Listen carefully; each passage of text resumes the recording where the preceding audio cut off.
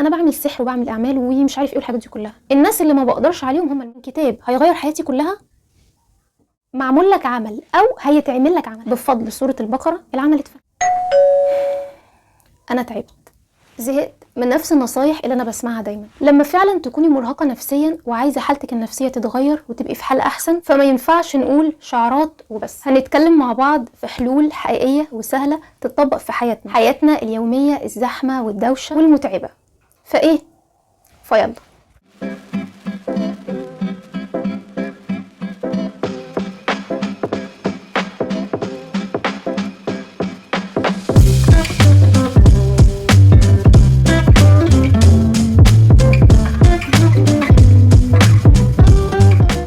السلام عليكم ورحمة الله وبركاته. أهلا وسهلا بكل اللي معانا واللي هيفضل معانا بعد الفيديو. معاكم شيماء ودي قناة تاكسي. بصي بقى، أول حاجة علشان تخرجي بره دايرة القلق، التوتر، الإرهاق النفسي والمعنوي، مش هقولك اقري الكتاب الفلاني عشان هيغير حياتك، لأني بصراحة عمري ما اقتنعت بالكلمة دي.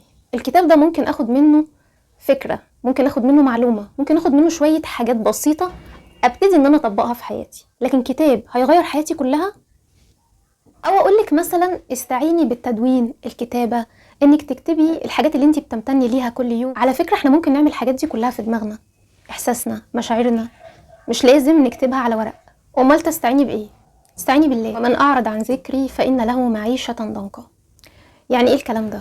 يعني اللي مش هيذكر ربنا ويقول يا رب كتير، او يذكر ربنا بكل انواع الذكر اللي انتي تعرفيها وتقدري ان انتي تقوليها، حياته هتبقى ضنك، يعني حياته هتبقى فقر، مشقة، تعب. من اعرض عن ذكري يعني خلاص انت ما بتذكرش ربنا، انت ما بتذكرش غير المشاكل، الوجع، الحاجات اللي خانقاك وبس. لكن هل مثلا بدلنا الموضوع ده؟ احنا ممكن نفضفض شويه، نتكلم شويه، بس مش باستمرار. وحتى لو على الاقل اتكلمنا باستمرار، خلي مع الكلام السيء والسلبي والوحش ده كلمه ربنا. اذكروا الله، اي ذكر انتوا بتفضلوا ان انتوا تقولوه. كل ما هنذكر ربنا كل ما هنحس ان احنا في حال احسن وحال افضل. ياما سمعنا عن ناس وشوفنا فيديوهات قد ايه ذكر من الحاجات اللي هم داوموا عليها غير حياتهم 360 درجة. ومش معنى انها مؤيدة انا هذكرك يا رب بالذكر الفلاني عشان تغير لي حالي. تعرفوا ان الواحد لما بيذكر ربنا كتير انتوا مع الوقت هتحسوا الموضوع ده، طباعكم بتتغير. يعني ايه طباعنا بتتغير؟ هل انا هبقى عصبي وفجأة هبقى انسان هادي؟ ممكن، ما تستبعدش، كل حاجة يعني في ايد ربنا ومش بعيد على ربنا. ولكن اللي انا اقصده استقبالك للمشكلة. انا دلوقتي كنت بستقبل المشكلة بغيظ، بفرقعة، بان انا مش طايق، بان انا باخد رد فعل فيه غضب قوي، بان انا ببقى على طول ساير، ان انا مش في احسن حالاتي خالص. ممكن اكسر الحاجة اللي قدامي بسبب ان في حاجة مضايقاني، او في شخص مضايقني، او في كلام بذيء انا بسمعه ومش عارف اسيطر عليه. ولكن مع كتر ذكر ربنا ايه اللي بيحصل؟ استقبالنا للمشكلة والوضع يختلف ويتغير. يعني انا كل الحاجات اللي انا ذكرتها دي الاول انا ما كنتش بذكر ربنا، فابتدى ان انا ده يكون استقبالي ليها. لما ابتديت ان انا اذكر ربنا ايه اللي بيحصل؟ بقيت هادية، بقيت اشوف الوضع غير ما كنت بشوفه الاول، بقيت اهدى، نفسيتي بقيت افضل، مرتاحة، بستقبل الحاجة واعرف ارد عليها اذا كان ليها رد يترد، او لو مفيش رد بستقبلها وانا مرتاح نفسيا. فده ممكن تقول هو انا ازاي بقيت كده؟ هو ايه اللي اتغير؟ اللي اتغير ان انت ابتديت تذكر ربنا، صلاة على الرسول صلى الله عليه وسلم، كتروا من الصلاة على النبي. لا اله الا الله وحده لا شريك له، له الملك وله الحمد وهو على كل شيء قدير، لا حول ولا قوة الا بالله العلي العظيم، استغفر الله العظيم، سبحان الله وبحمده سبحان الله العظيم، لا اله الا انت ربي سبحانك اني كنت من الظالمين. نجت سيدنا يونس من الظلمات. انتوا عارفين طبعا القصة. حاجات زي دي احنا لما نعمل نداوم عليها بناخد حسنات. لا ده احنا بناخد حسنات، ده احنا بيتعمل لنا حاجات كتير قوي في الجنة بإذن الله. حالتنا النفسية في الحياة بتكون أفضل. اللهم لك ألف حمد وشكر. يبقى أنا خسرت حاجة؟ لا أنا كسبت. طب أنا خسرت ماديا؟ لا أنا حركت لساني في ذكر الله، في طاعة ربنا، بدل ما أحركه في إن أنا عمال أتكلم على فلان وعلان وترتان واشتم واغلط والحاجات دي كلها. ممكن يحصل لنا انتكاسة، ممكن جدا أرجع أغضب واتضايق وأبقى أكتر من الأول، أبطل إن أنا أذكر ربنا، هاخد فترة ريح فيها شوية. بتحصل انتكاسات، بتحصل للواحد، ولكن بإذن الله بمداومتنا على الذكر دي ربنا هيرجع يوقفنا تاني على رجلنا ونبقى في حال أفضل ونرجع نذكر ربنا تاني. نيجي لتاني حاجة، قراية القرآن. قراية القرآن دي المفروض إن احنا المصاحف اللي في بيوتنا ما نخليش المصحف في البيت مهجور. ليه؟ لان الرسول عليه الصلاه والسلام هيجي الناس اللي ما بتقراش في كتاب ربنا في القران هيلومهم او يعاتبهم او يشتكي لربنا ويقول له ايه؟ يا رب ان قومي اتخذوا هذا القران مهجورا.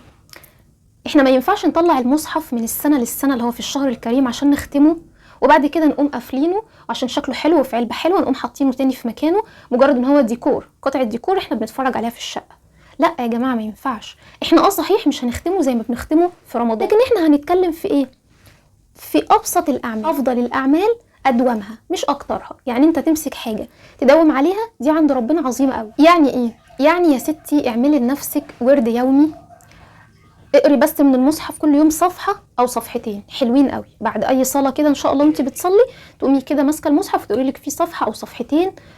حاجه جميله، حاجه هتقربك من ربنا، حاجه هتغير نفسيتك، حاجه هتاخدي عليها اجر وهتاخدي عليها حسنات. فانت اعملي لنفسك ورد بسيط يومي، هتعمليه النهارده هتكسلي بكره، هتعمليه بكره هتكسلي اسبوع، وماله مفيش مشكله. محدش بيبتدي في الحاجه اللي بينزل يجري لو نزل جري باقصى طاقته هيتعب ويهنج ومش هيكمل، لكن لو نزل واحده واحده كده يسخن. اللاعب لما بينزل كده في الماتش بيسخن الاول، فانت سخني ابتديها حاجه بسيطه وباذن الله باذن الله ربنا هيقدرك ان انت هتداومي عليها وتستمري، وباذن الله ربنا هيقدرك ان انت تكتري في الطاعه بتاعتك. شوفي فضل الصور في القران زي مثلا سوره البقره، الرسول عليه الصلاه والسلام قال ايه؟ اخذها بركه وتركها حسره ولن يقدر عليها البطله والسحره. سوره البقره فضلها ايه؟ فضلها عظيم جدا جدا جدا. سورة البقرة كالسحر، هتعمل معاكي معجزات. طب ما عملتش معايا معجزات، قريتها وما عملتش معايا معجزات. لا، بتعمل معاكي معجزات، بس انت في معجزة معينة انت اللي مركزة عليها. لا، في معجزات تانية بتحصل انت لسه مش حاساها. انت ممكن بفضل سورة البقرة دي يحصل ايه يا ستي؟ يكون لا قدر الله حد والعياذ بالله مؤذي عمل لك عمل انت ما تعرفيش، بقرايتك لسورة البقرة العمل اتفك. سمعت كان قصه لحد بيتكلم في التلفزيون، سمعتها كده، الشيخ واحد كان بيتصل بيه قال له انا بقالي 8 سنين بقرا سوره البقره ولكن جيت في فتره بطلت، وقال له على ايه احلام حلمها والحاجات دي كلها. هو كان مداوم عليها وبعد كده الراجل زي ما بقول انتكاسه، حصلت له انتكاسه وبطل ان هو يقرا سوره البقره. قال له تفسير الحلم اللي هو شافه ان انت كان معمول لك عمل او هيتعمل لك عمل، حد ماشيلك في اذى والعياذ بالله، بفضل سوره البقره العمل اتفك او ما كملش او ما حصلش فيه حاجه. ساحرة روسية سمعتها من روسيا قالت انا بعمل سحر وبعمل اعمال ومش عارف ايه والحاجات دي كلها. الناس اللي ما بقدرش عليهم هم المسلمين. ليه؟ واخصهم اللي هم ملتزمين بقراية القرآن، بيكون في حاجز ما بيني وما بينهم انا اصلا ما بشوفهمش. فانتوا في حاجات خفية ممكن ما تعرفوهاش اللي ممكن تكون بتحصل لكم، يكون عندك مرض والعياذ بالله ربنا يحفظنا جميعا ويسلمنا، ممكن ربنا يشفيك بفضل سورة البقرة.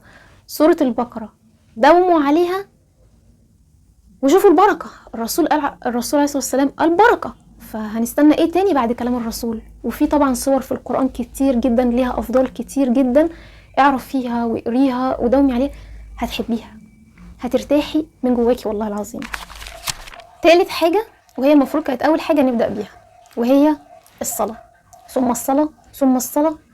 الرسول عليه افضل الصلاة والسلام قبل ما يموت كان بيوصي امته بالصلاة، ما تتركوش الصلاة، دي أهم حاجة. الصلاة أول حاجة هيتسأل عنها العبد في قبره الصلاة، إذا صلحت صلح عملك، إذا فسدت فسد عملك. ما بتصليش، ابتدي صلي، ابتدي كده، امسكي فرض صلي. صليتي في اليوم فردين، قصرتي في 3 بس ابتديتي، وانتي بقى بتصلي وانتي ساجدة لربنا ادعي ان ربنا يثبتك انك تواظبي على الصلاة. صليتي النهارده والحمد لله وفرحانة جدا، جيتي تاني يوم مكسلة وزهقانة ومش عارف ايه والحاجات دي كلها، قولي لا ان شاء الله باذن الله هرجع اصلي. انا بقى بقولك ما تصليش الفرض والسنه لانك هتستثقليهم، هم 5 فروض في اليوم مع السنن بتاعتهم هتحسي ان الموضوع تقيل. ابتدي بالفرض. انا بقولك كده ليه؟ لان الحاجه لما بتتقل على الواحد بيزهق فبيخرج منها، فالافضل ان احنا نبتديها واحده واحده. بعد كده طول ما انت بتصلي جاهدي نفسك، ادعي ربنا، ماسكه الموبايل في ايدك وفي حاجه دلوقتي وفي فرض لازم تقومي تصلي او بتعملي حاجه، سيبي الموبايل، سيبي الحاجه اللي بتعمليها وصلي. طب اتشغلتي شويه ماشي، كملي الحاجه اللي بتعمليها وبعد كده ارجعي صلي. ما تقوليش انا خلاص الصلاه راحت عليا. من الافضل طبعا المداومه على الصلاه في مواعيدها، الصلاه في مواعيدها، ما تدخليش صلاتين في بعض ولا 3 في بعض وانتي ما وراكيش حاجه وانتي مش بره البيت وانتي مش عارفه انك في مكان مش هتعرفي تصلي فيه. الافضل الصلاه باذن الله في وقتها. انا بكلمكم دلوقتي والعصر جدا وانا ما صليتش العصر. معلش ان شاء الله هخلص واقوم اصلي العصر على طول. حاجه تانية، انت قاعده في البيت ما بتعمليش حاجه، او لا سوري، انت قاعده في البيت بترتبي المكان، بتوضبي الدنيا، الحاجات دي كلها، وانتي قاعده بتعملي الحاجات دي ممكن جدا واحنا بنعمل نشغل درس ديني لشيخ من المشايخ اللي احنا بنحب نسمعهم وواثقين فيهم. اهم حاجه في الزمن اللي احنا فيه ده، لان الواحد اتصدم في ناس كتير، شيخ بتثقي فيه وفي كلامه. شغلي درس عن تارك الصلاه، شوفي تارك الصلاه يا ستي اللي بيحصل فيه، عشان الواحد يخشع لازم نحس بالخشوع. شغلي درس عن الجنه ونعيمها عشان يحمسك ويحفزك ان انت باذن الله تجاهدي نفسك. قسما بالله احنا لما بنسمع الكلام ده الواحد بيحس ان هو اتفصل عن الدنيا اللي هو فيها، والله العظيم. وبعد كده لما بيرجع لأم الدنيا الحقيره اللي احنا عايشين فيها دي بيحس ان الدنيا معاها اتلخبطت. فلما نبقى دايما في الحته دي ان احنا دايما مطهرين قلبنا كده ومنظفينه بحاجات حلوه احنا بنسمعها، ده مع المداومه انتي حالتك النفسيه بتكون حلوه. شفتوا حالتنا النفسيه ممكن تتغير وتبقى حلوه ازاي؟ ديننا جميل وعظيم والقرب منه هو الراحه بمعنى الكلمه، ولكن لا تنسى برضو نصيبك من الدنيا. بس احنا مركزين النهارده في الدنيا على حالتنا النفسيه، ازاي في حياتنا اليوميه نخلي حالتنا النفسيه افضل. تعرفوا ان في هرمونات في الجسم هي اللي مسؤوله عن حالتنا المزاجيه والنفسيه والسعاده والحاجات دي كلها. اول حاجه فيهم الدوبامين، اللي بيحفز هرمون الدوبامين ان هو يتفرز بشكل كويس ويخلي حالتك النفسيه كويس، يخلي عندك دافع وحافز للحياه. عارفين ايه هي؟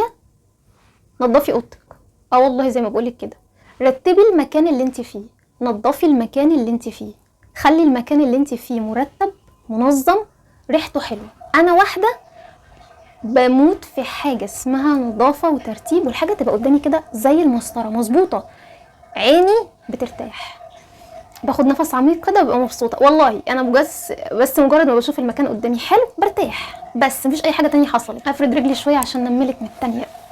الريحه الحلوه، ريحه المكان الحلو. انت دلوقتي نظفتي المكان وانت بتمسحي وبتنظفي، حطيتي ديتول، حطيتي اي حاجه اللي هي بتطهر المكان، فانت شامه ريحه ايه؟